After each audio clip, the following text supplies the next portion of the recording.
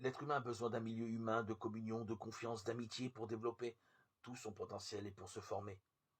Ces rencontres de communion et d'amitié qui éveillent le cœur humain se réalisent parfois dans les milieux les plus inattendus.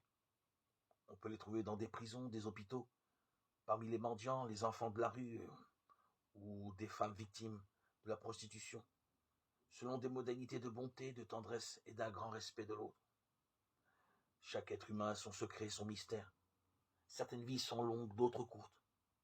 Certaines personnes semblent vivre les étapes de la croissance, d'autres pas du tout. Et pourtant, je crois que chacun arrive à sa propre maturité au moment de la mort.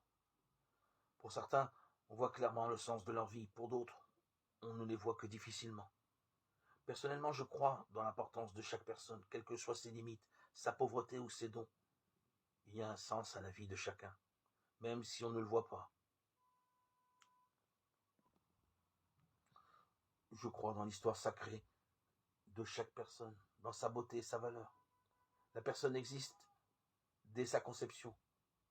Elle existe avec sa beauté, parfois défigurée dans les hommes et les femmes de la rue, dans les prisons, chez les personnes prises dans la drogue et l'alcool.